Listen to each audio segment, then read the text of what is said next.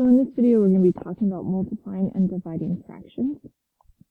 When it comes to multiplying and dividing fractions, there's multiple ways we can go about this. For some of us, the easiest thing is to just go ahead and multiply across.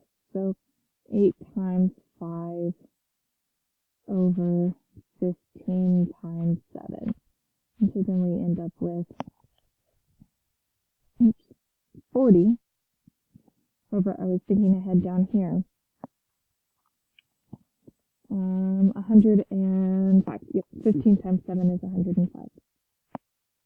And then we will simplify, so we're going to divide each by 5, because that's a number that goes into both.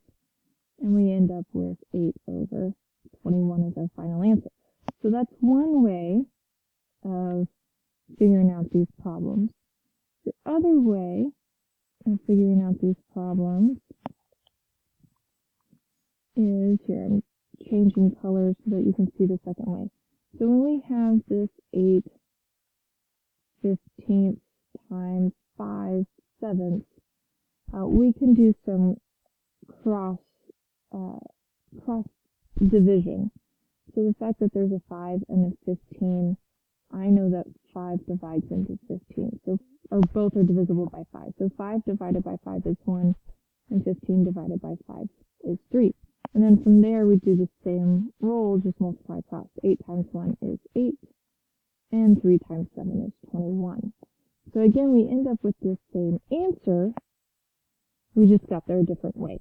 So it's whichever method you want to use. If you want to divide out before multiplying, more than happy to do it. If you want to multiply and then simplify, or multiply and then divide out, then you can too. So both of those are correct.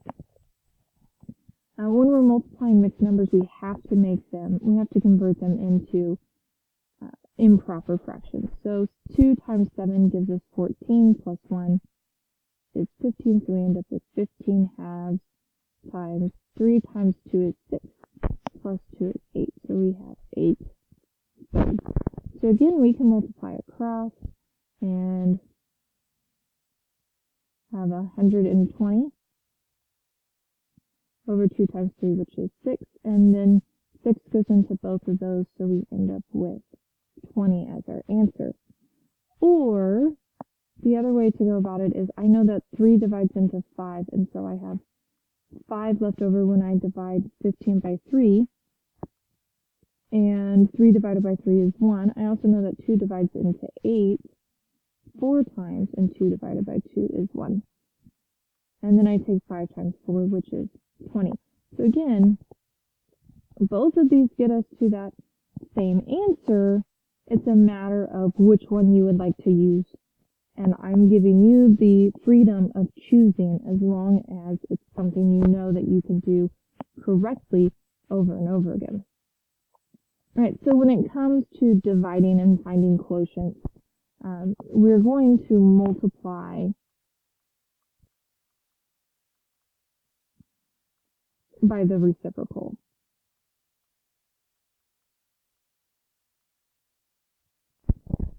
And so what that means is the 3/4 stays, the division becomes multiplication, and reciprocal just means that I flip my fraction. And so where this is 5/8, it's now going to become 8/5. From here, I multiply like we did in the last two examples.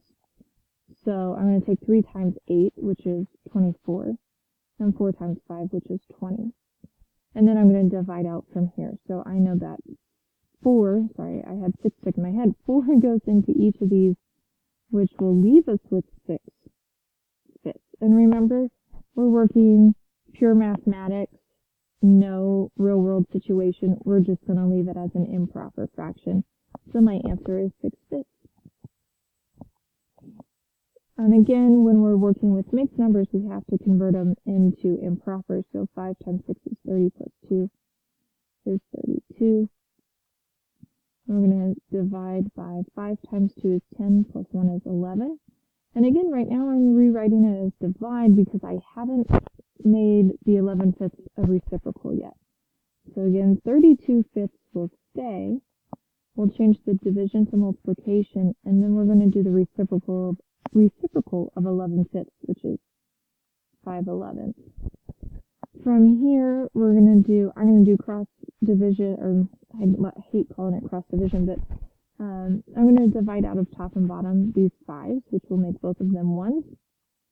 And so 32 times 1 is 32, and 1 times 11 is 11. And nothing goes into both of those, so that's our final answer. Again, you could have done 32 times 5 over 5 times 11, and then divided 5 out of each of them. That's perfectly fine. But that is the gist of multiplying and dividing. And until next time.